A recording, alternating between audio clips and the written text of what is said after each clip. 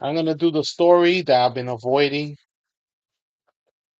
Um, the story I haven't really spoken about, right? Um, I didn't want to speak about, right? I didn't want to jump into this or get involved in it because this is the story of most of us, of Latinos, of brown and people of color, that we often get passed over by people that are less qualified and have more of a checkered past than we have, right? Grand Platner, I like the way he spoke at first, the way he carried himself. But the thing I didn't like was when the Nazi tattoo came out, it was a telltale sign. And also the fact that he was a mercenary with Blackwater, that was also a telltale sign. If you don't know, during the Iraq War, Blackwater was accused of a lot of crimes against humanity, breaking all types of human rights in Iraq. So obviously, before they hire somebody, they want to make sure that that person is like-minded the way they are. So it's kind of hard to get come back from that, right? Just like it's kind of hard to um, get away from a racist past, to stop believing in the things that you learn since you are a child, right? It's sort of like hard to get rid of or get out of your system misogyny or looking at people a certain way or viewing them a certain way because you grew up your whole life thinking this way. And so the narrative of our political system is that we need a savior, we need a WASP, white Anglo-Saxon Protestant male that will save us from our politics. That is the only option to be able to do things um, good for the people, right? Ignoring every other person that might have better qualifications, might be a better person. So that's always been my stance. I look at a politician's heart and what kind of person they are above their credentials, above what they are, who they are, is more important than um, anything that they tell me, right? So their track record is very important. So I can make a determination as to what I want to do about that person, right? What would I like to do about that person, right? So Grand Platinum was a story that I try to stay away from as much as possible because I saw a lot of red flags in his past, a lot of his checkered past, right? He had a bad past, right? He had a bad past, and I wasn't just gonna ignore it, right? He reminds me of a police officer that stops you because of the color of your skin or because of your accent or because you're Latino or because you're brown. This is the what he reminds me of somebody that's very strong spoken and wants things their way and want things to be run their way and not the way not very democratic, right? I don't like that macho, um, misogynist attitude that a lot of people have, right? A lot of people get gravitated towards that type of person, right? A lot of people feel that this is the type of person that we want leading our political landscape, right? That this is the type of person that should be leading us and should be speaking for us, right?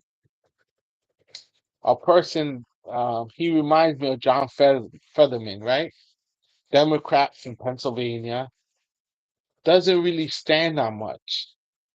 He was like a flip flopper. He just goes where the wind takes him.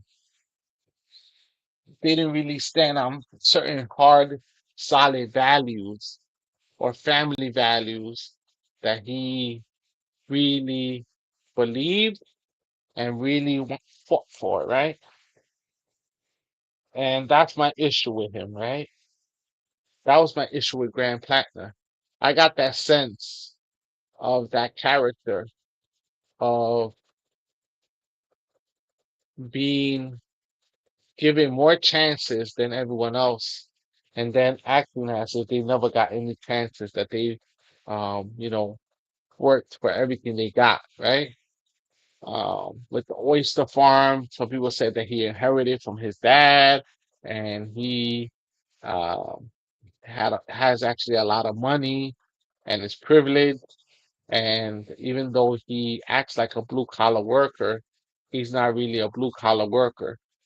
Um, that's just a sense of what I think. I'm gonna listen to Newsmax and their perspective because now they want to paint the whole left and all Democrats the same as Platner, but it's not the way we carry ourselves, and it's not the way most people believe, right? They want to categorize him as a socialist, but he's not a socialist. He never said he was a socialist. They want to describe him as a communist. He's never described himself as a communist. He has never said he's a communist, but they still want to attribute this to him, that he represents the left and he represents the left flank of the Democratic Party when he's more of a centrist, more of, his are policies that are very popular across the board, right? His policies are popular across the board. They're not in his own policies. His policies are very similar to um, the DSA policies, the Democratic Socialist of America policies, but he's not a Democratic Socialist, right? Even though he adopted these policies, doesn't mean that he believes in these policies and he lived his life through these policies, right? Um, Obviously, he's well off. He's not a struggling worker, a struggling farmer. Oysters are very expensive, and not everyone has the privilege of being an oyster farmer, right? So let's listen to what Plattner has to say. We're not doing A, it li- because of the a little bit of it, right? But a lot of people were upset with how he dropped out, how he still wanted to play his cards as a privileged person, that he gets to control the narrative of democracy and control the narrative of how people vote, right? So a lot of people were disappointed with him and they really wanted to believe in the great white hope, right? A rescuer, um, a white man that came and rescued everyone and stood for the things that everyone else stood for. But I think if he would have been elected, a lot of people would have been disappointed when he would have not stood for stuff. And they would have been able to hold these accusations against him over his head for the next 4 years, right? They would have been holding that against him, and then he would have caved, and then he would have been like a John Fetterman, not standing for everything, anything, and caving to the powers to be, and flip flopping, and all the things that he stood for, all the progressive values. He voted against it. He stood up against it after he was elected, and now people see his popularity as on the floor almost, considering that he might even switch to the Republican Party. That's how bad his reputation is. Let's listen to Graham Platner on his announcing dropping out of the race. Allegations we're doing it because of the structures that are being taken away from us by those in power. Oh, okay, Graham. Okay. So the rape allegations this week had nothing to do with you dropping out of the race, right? That's what you want us to believe. It was because you don't have access to polling anymore from the party, right? That's why you had to drop out and end your race for the Senate. Nothing to do. Hold on, hold on. If people are so concerned about Graham Plattner and the things that he's saying, they should also be concerned about all the other influential and powerful politicians, such as Donald Trump, um, Pete Hegseth, and the list goes on and on, that have been accused similarly of similar things. So you should be calling for them to also step down, right? So don't be a hypocrite, and don't use your privilege against his privilege, because it's a privilege war that you're having against each other. You're having a privilege war. Who's more privileged, and who gets to be allowed to be more privileged, and who gets to be allowed to say whatever they want to say when they want to say it, and who gets to control the narrative. That's all it is. It's a narrative war. But you're still the same people. The people with power over other people that have less power, and manipulate people because you have power over people. That's where it comes from, right? With the rape allegations, take a lie detector test, Graham. How about that? Because it definitely had nothing to do with credibly being accused of rape, right? We beat them on June 9th in overwhelming numbers. We did it the right way. We built a campaign. We engaged in electoral politics. We motivated people. We banded together. We did it the way that we were told we are supposed to make change. And we won. And now they are not going to let us have it. And so we're suspending campaign operations. And we. And this is the mentality of how people think in power, in privilege, that they're the only ones allowed to have a say over any processes, not the regular person, not the regular voter. And that's the mentality that was Graham Plattner's downfall, and it's going to be the rich person's downfall, with the tie in the network acting like they know more about life than anyone else, and know the struggles of life more than a working person, or a person that works real hard for to survive every day, and lives paycheck to paycheck. Who has more understanding of life than people that actually have to struggle through life, than people that are handed a silver spoon or have privilege to do these things, right? Imagine this was a brown person. Would he be given so much leeway, or a minority? Would that person be given leeway at all? They wouldn't be given that much leeway as they're being given leeway, right? Being given a lot of leeway. Both of you are given a lot of leeway.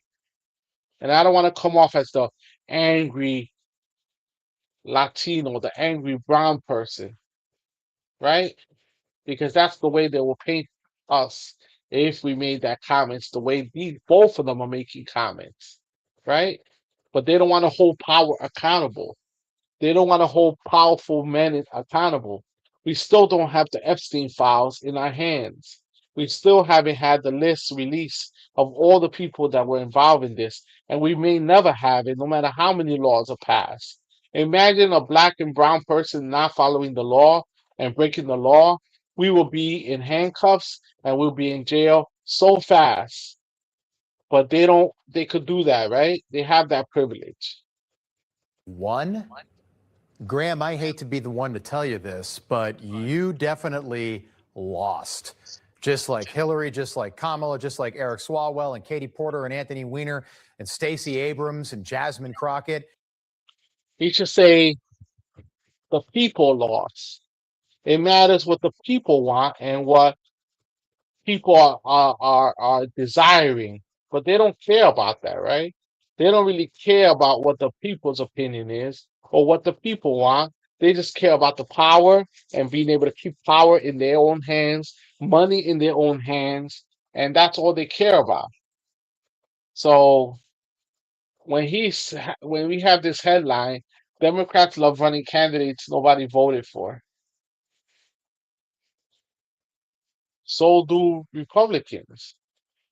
Both parties love having people that no one voted for or that the voters did not want or vote for people that manipulate the people.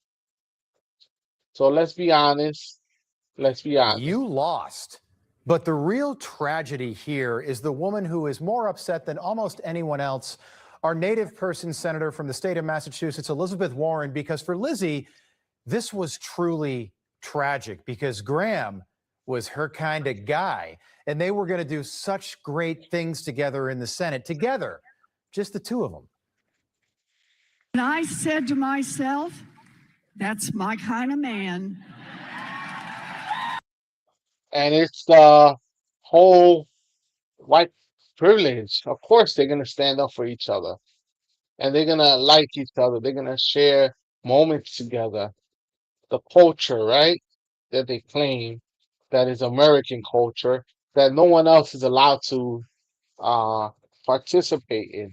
Even no matter how progressive you are, you can still believe in racism, in classism, in not allowing. I'm tweaking the camera a little bit. I shouldn't have, right? I shouldn't have tweaked it. I love doing this, right? I love tweaking the camera, and I end up messing it up, right? Look at that. I end up messing it up instead, right? It was fine the way it was. So the issue is that no matter who you think you are, who matters in the end of the day are the people, the promise of America, the promise that we all have that everyone, every man, woman, and child is created equal, and that no matter the color of your skin or the amount of money you have in your pocket, you should be able to thrive in America, that you should be treated equally, and that the wealth of America should be spread out evenly, not just to a few folks or to a few people, but all across Maine or Massachusetts or New York or Florida or California, whatever state you're in, there shouldn't be no privilege.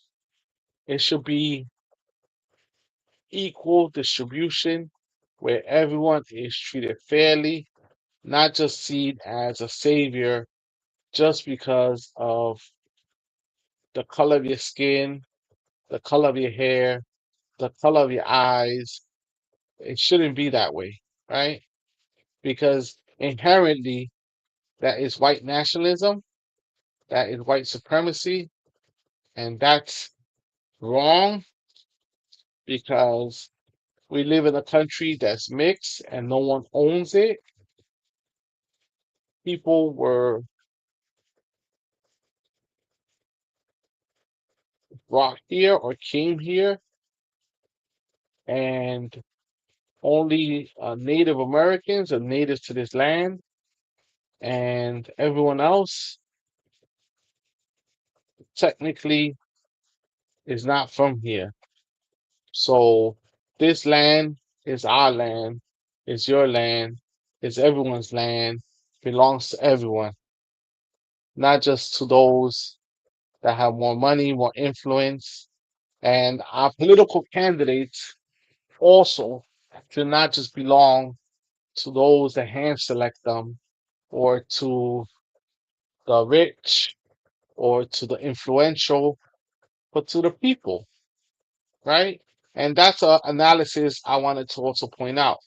Even platforms like YouTube or TikTok or it's YouTube, it first came out to support regular people to do regular videos.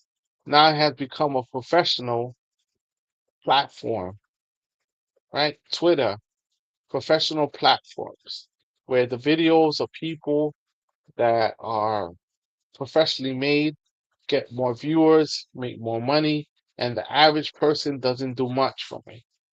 And that's the same thing with our political system. Um, that's why so many people are not involved because they don't see anything that they're getting out of it. They feel like they're not getting nothing out of being politically involved. And so when these things happen, then we have to understand that this is why people don't believe in politicians. If he didn't betray us now, he probably would have betrayed us later, 2 years from now, 4 years from now. And these are harsh terms, but it's a reality. It's a reality we've been dealing with for a very long time, all our lives. And it's hard to understand unless you're a brown person or you're a person that have been profiled, you wouldn't understand this, right? And that's why I was skeptical about Grand Platner, very skeptical, especially with his checkered past. Because that is a man who not only has the values, but a man who believes in accountability. And normally we'd just leave it at that. Most people do with that soundbite right there. That's my kind of man, but there is so much more to it than just that, a lot more. When Lizzie says that Graham Platner is my kind of man, she means it because there is a whole other side to Lizzie Warren that the public doesn't know about. What else did we learn this week? Well, we learned that Elizabeth Warren has a fun side, a wild side even. I don't even think that her husband is filling that bucket anymore for Lizzie, just my opinion, because there is a side to Lizzie that just wants to have fun. My husband Bruce is now in here. You want a beer? No, I'll pass on the beer for now. You sure? Okay, say hello to folks. Yes. So this is my sweetie. Hello. And I'm crazy. I love you. I love you too. Thank you for being here. Pleasure. I'm glad you're here. Yeah, enjoy your beer. I'm going to have me a beer, spoken in perfect tongue. And her husband, not awkwardy at all, walked in and said, no thanks. But you know, What does this prove? Now this guy went on a tangent and now he's connecting her. When Elizabeth Warren is just like a centrist, I don't even consider her a left candidate anymore. She's not even a leftist. She's like a moderate that claims to be progressive. I don't understand how they're making this connection just because she supported him and wanted him to win. And I'm sure she supported a lot of other candidates that she wanted to win with the privilege that she has. Because people forget where everyone else is, that the majority of Americans and the majority of the world live in a smaller, with a lot smaller budget and live paycheck to paycheck and want change They want to see change. That's why they wanted to believe in Platner. That's why they wanted to believe in his platform, because they thought that change will come finally, that they had a fighting chance to be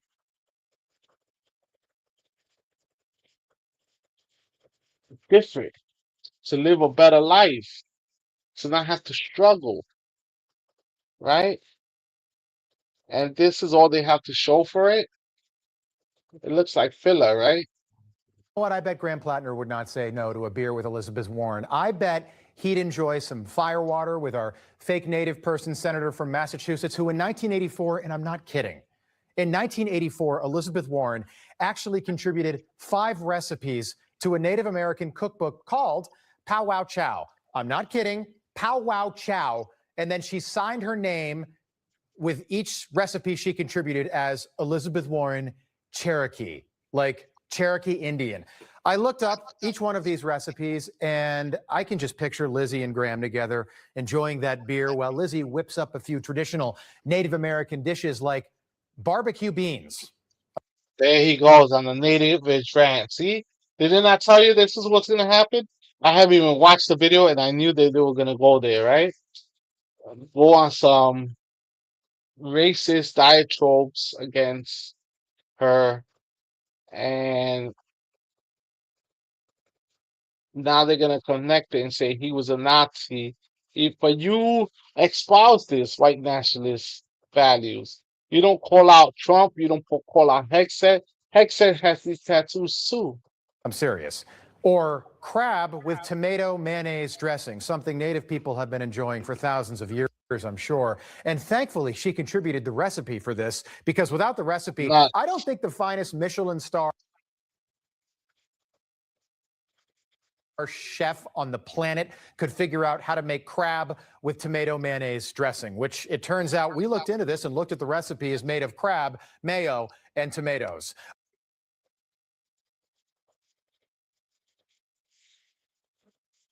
A crazy recipe that enough. was no doubt passed down through the generations for centuries, from one war into the next, if not centuries, for thousands of years.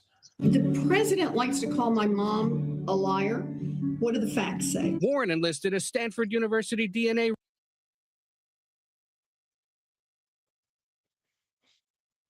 And so this is the attack, and this is the researcher path for the that they test. take to attack her and say, how could she betray her background and her ancestry by being with Platner and endorsing him and supporting him when they all, including the host, is also privileged and has a silver spoon in his mouth, right? So now let's listen to this guy.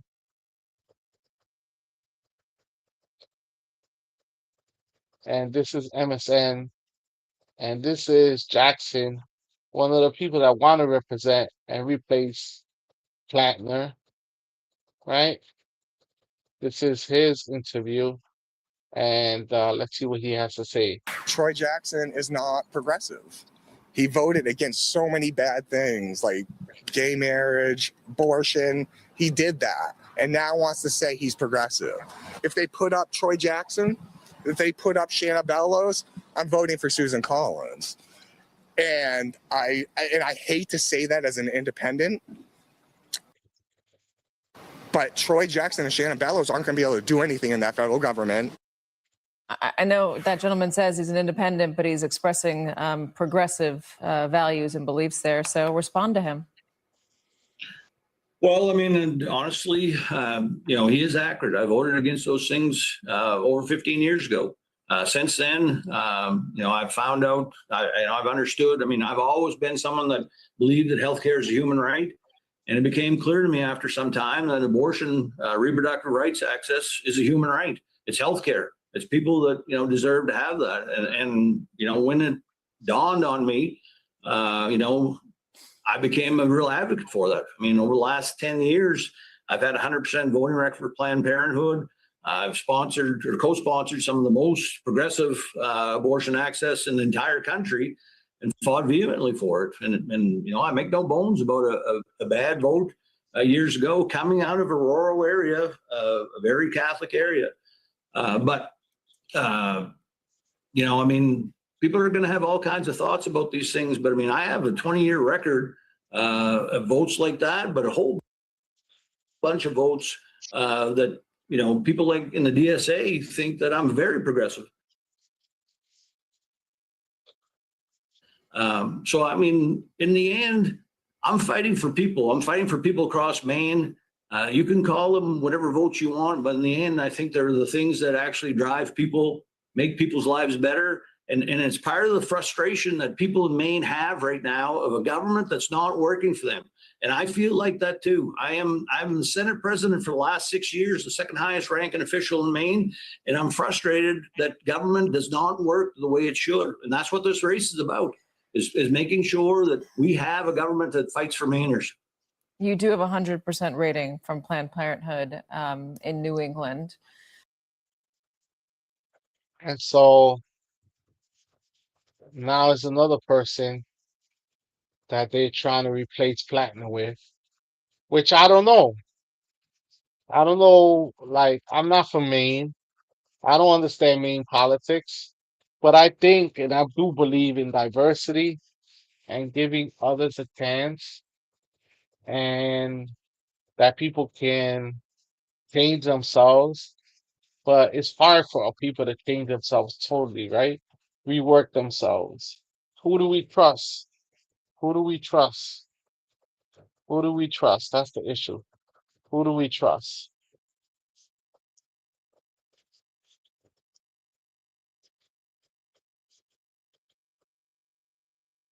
That's the question. Who do we trust? So I'm gonna leave you with this equation. There's gonna be a short video.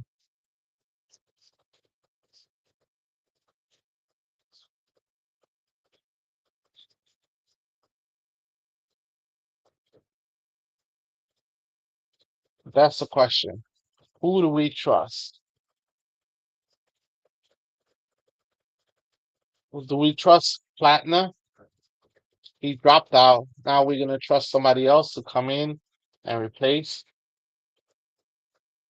That's the question I asked.